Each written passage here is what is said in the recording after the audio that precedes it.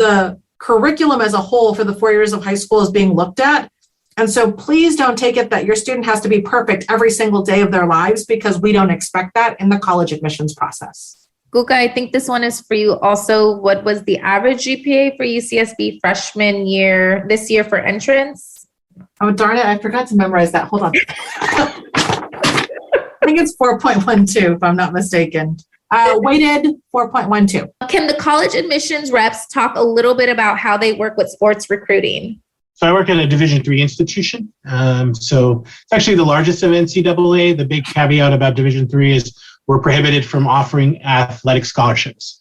So I would always like to say, our athletes are in their places on the field, the court, the pool, just like they do in the classroom. Division III athletics in the admissions process is, in my mind, like a hook. What it means is that there's another incentive for me to think about the student and how they would engage on our campus. Because we don't offer athletic scholarships, it doesn't mean because Kuka is an excellent swimmer that she's going to get admitted. Right? It means that, I know if Kuka came to campus and she swam all the way from down there to be in front of the TV right now, right? That she's going to do that on our community. So for us, I think it's a great way to demonstrate how a student is going to be engaged in our community. And then we do typically track if a coach has talked to that student, because sometimes if you indicate on your extracurricular that you are very much planning to continue that sport at our institution, but you haven't talked to the coach, then we're wondering where the disconnect is. I'm at a Division I school. So NCAA Division I means that, yes, my coaches hold their own scholarship funds. So I, in the admissions office, can't say that Phil is an amazing gymnast and give him money. That's not my wheelhouse. But the coach can say, I want him. I need him on the balance beam. Like, let's do this. And they can decide how much money that student should be getting because they fill a niche within the team. So 2 things for us. The admissions office and the athletic offices cannot communicate directly with each other. There's a liaison. So if you tell me in the admissions office, I'm ready to play baseball for UCSB, I know you're amazing at it, I'm going to go, yes, I have a Division I team. Yes, I know that our schedule is in the spring. And that is the extent of my ability to talk to you in the admissions office about baseball. Go to the coach. And our coaches have interest forms and rosters. Here's the reality, though. Coaches know. They know where to look. They know, your high school coach will usually talk to our college coaches, and that conversation of recruitment starts. But the big factor for us for Division I schools is that students still need to meet a set of admissions criteria. I still need students to take those academic courses because you're a student athlete. Emphasis, underline, highlight, bold, student, the first word. Because if you're coming onto a college campus, you will be going to classes, not just to practice. So there we go. Soapbox, done. Love it, love it, love it. Okay. Just a few more questions. How can we determine if a college is a good fit for our student? It's funny because the number one reason that a student says they choose a college is actually because of Kuka. It's amazing. No, it's because they say it just felt right. And my answer to why that is because you do the work like you're doing now. You start off in this process very intentionally, looking at all the different options that are out there, doing that self-assessment to understand where is it that I can be the most successful in the right academic environment, setting, location, size, all of that, right? And then once you've made that determination, you get to choose the colleges you're applied to.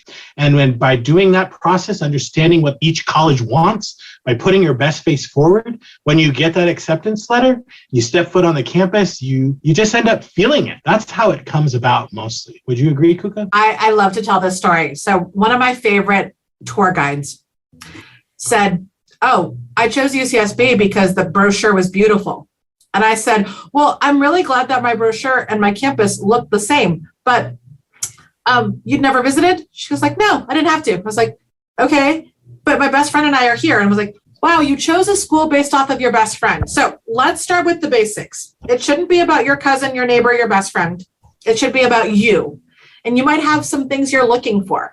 I was looking for a college campus where I could see other people that looked like me to make me feel confident and comfortable. You might be looking for a campus that has a very specific major.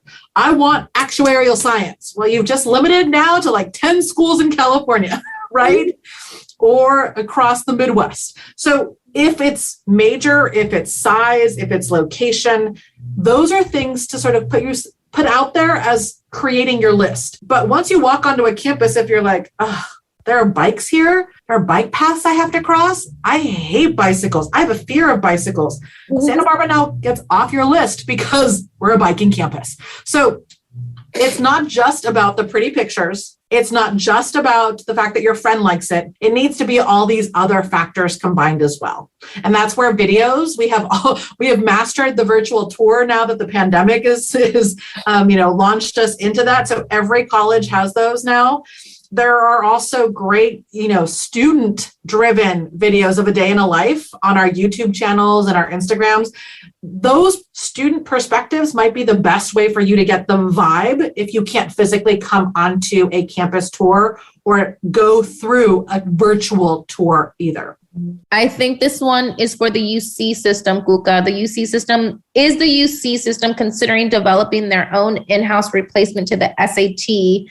If so, when is the target year rollout? No. So let's go through in our history lesson, my friends. In 2017, the faculty of the University of California were looking at the SAT, ACT to see if it was meeting benchmarks for admission. Luckily, in March of 2022, when the report came out, the pandemic hit as well. So everyone kind of went test optional.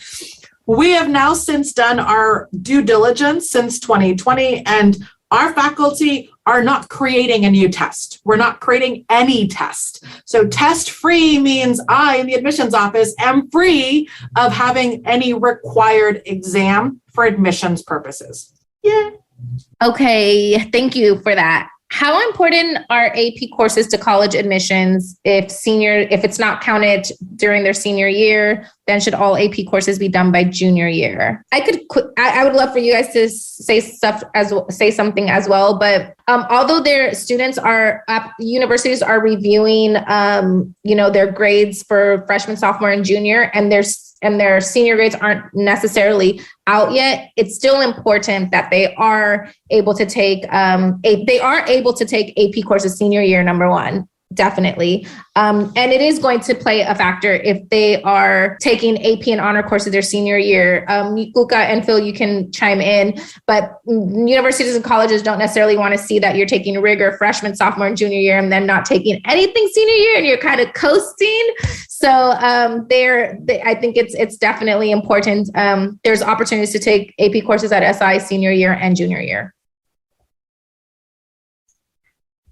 I'll point out that if I were to share my screen again, there are 13 factors for admission, one of which is the strength of a student's senior year. Mm-hmm. So if as stated, all of a sudden senior year, you're taking underwater basket weaving and, PE,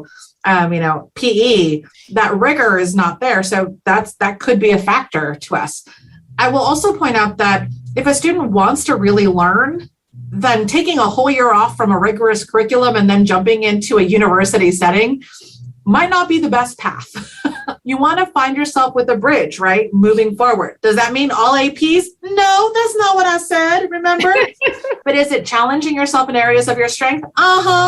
And continuing to ask, what do you love? What does your student love? And maybe making that the curriculum. Now, are you bored with your high school coursework? How? SI has some great courses, but let's pretend that that's the case. That's where dual enrollment can come in. Or if you have something else, an internship, something else that complements it, then make sure that you're talking about that within the application process so the admissions reader doesn't go, why you get lazy on me, my friend? No. Plenty of people are applying to college, and I need to know the context behind your choices or your students' choices through the end of high school and that graduation date, please, and thank you. Phil, do you have anything to chime in on that, or you're good? I think you hit it nail on the head. Again, there's no right answer to these questions, right?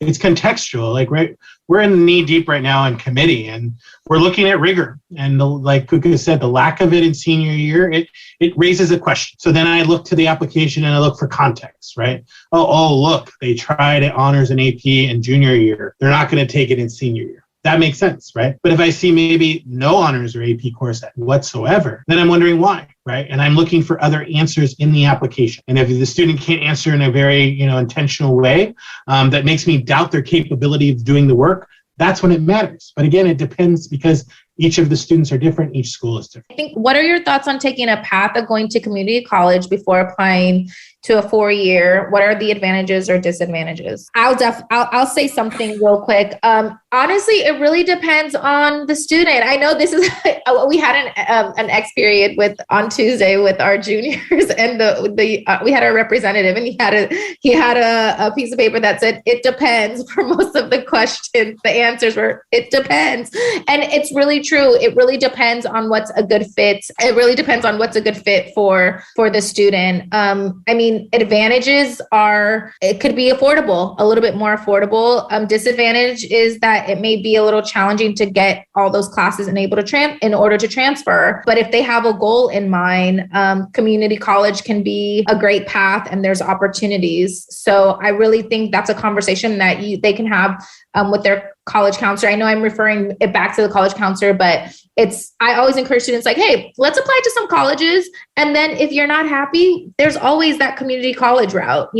Let's see the opportunities and financial aid or affordability. And if you're really not in love with the school, maybe you can take some time and take a community college, go the community college course route, and then from there transfer to a UC or to a private school or whatnot. I'll toss in, and sorry, I was answering a UC question in chat while you were talking, and I shouldn't have done that. Bad, Kuka, bad. Okay, the transfer option. There are 115 California community colleges. And it might be that you want to move away from home. So you're going to go live with Uncle Phil and go to community college down in Southern California. And you're getting that experience of moving away and having that aspect. But maybe you didn't get into your first choice 4-year university, or maybe you've decided that you don't know your major yet and you sort of want to test the waters and you want to do that at community college first. There are so many different reasons behind it. We have some amazing community colleges in the state of California for students who want to go the transfer route. And your 4-year university degree, well, when you transfer to us, it doesn't say Kuka transferred from Santa Barbara City College and it took her 3 years. No, it says university degree on it. So if you came in the freshman route or the transfer route, it's still the exact same diploma from that university. So take heart with that. Here's what we also want to share. The 6 of the 9 UC campuses have transfer admissions guarantees. Did I say the word guarantee? Yes, I did, my friend. Let me say it again. Guarantee.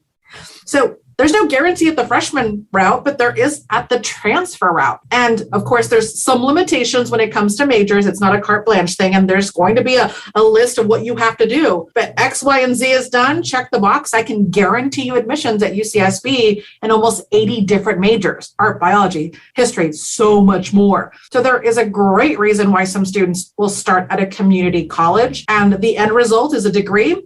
Who cares if that's how you started? It's a great option. I hope that you'll consider it if it's the right option for you. I have a few questions regarding a gap year. If a student takes a gap year, would senior grades count more in that case? And do you look at a really interesting gap year as a positive? Funny, because Kuka, you remember way back when we started, gap years were very uncommon. And there was this hesitation of like, wait, why are you taking a year off? And we live way too long.